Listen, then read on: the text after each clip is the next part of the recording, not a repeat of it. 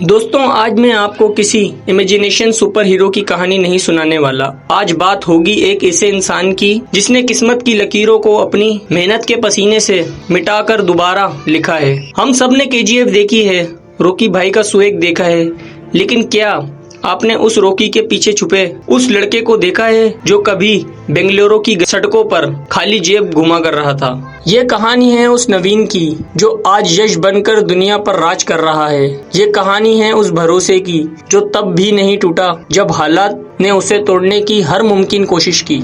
कहानी शुरू होती है 8 जनवरी 1986 को कर्नाटका के एक छोटे से गांव भवानाहल्ली में। एक मिडिल क्लास परिवार जहां सपने देखना एक लग्जरी थी।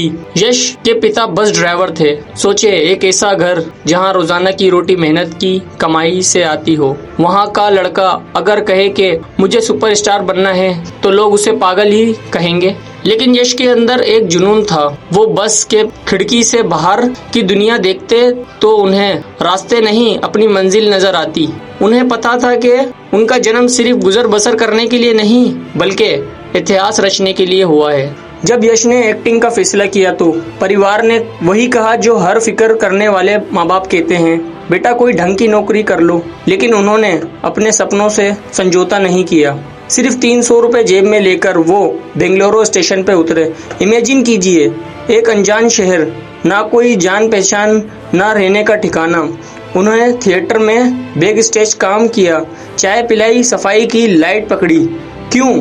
ताकि उस स्टेज के थोड़ा करीब रह सके जहां उन्होंने एक दिन खड़े होना था। उन रातों को याद कीजिए जब उन्होंने भूखे पेट नींद की कोशिश की होगी, सिर्फ इस उम्मीद में कि कल का ऑडिशन शायद जिंदगी बदल दे।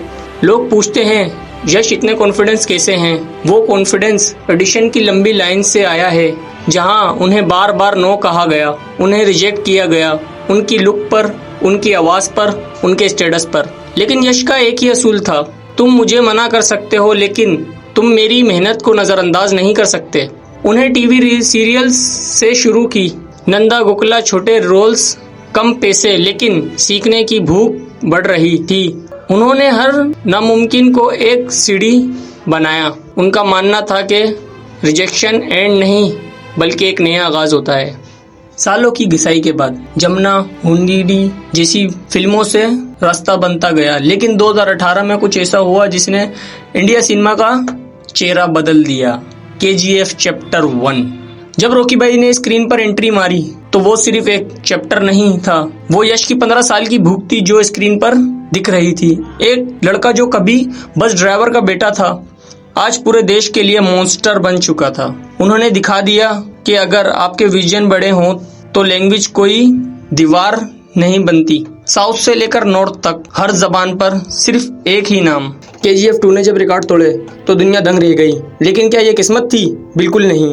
ये उनके हजारों घंटों की मेहनत थी जो यश ने जिम में, डबिंग स्टूडियो में और स्क्रिप्ट पर बिताए थे। उन्होंने कभी शॉर्टकट नहीं ढूंढा। उनका कहना था, अगर आप शिद्दत से किसी चीज़ के पीछे पड़ जाओ तो पूरी कायनात उसे मिलाने में लग जाती है।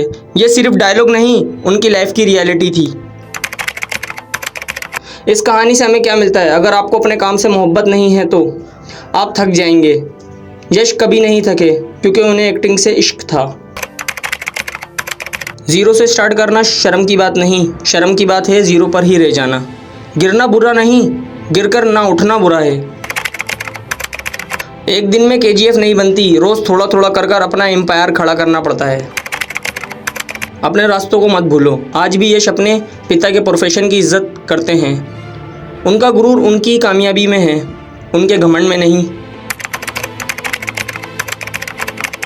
दोस्तों, यश की स्टोरी सिर्फ एक एक्टर की स्टोरी नहीं है, ये उस हर इंसान की स्टोरी है जो आज मुश्किल में है।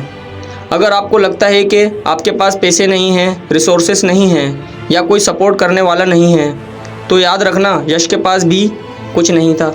उनके पास सिर्फ एक चीज़ थी, जिद। जिद अपने आप को साबित करने की, जिद दुनिया को अपने सामने झुकाने की। तुम आज अपने आप से एक सवाल पूछो, क्या तुम्हारे अंदर वो जिद है? क्या तुम अपने हालात को अपनी ताकत बनाने के लिए तैयार हो? यश ने दिखा दिया कि एक बस ड्राइवर का बेटा सुल्तान बन सकता है, तो तुम क्यों नहीं? उठो, मेहनत करो और अपना इतिहास लिखो, क्योंकि वक्त लगता है लेकिन वक्त बदलता ज़रूर है।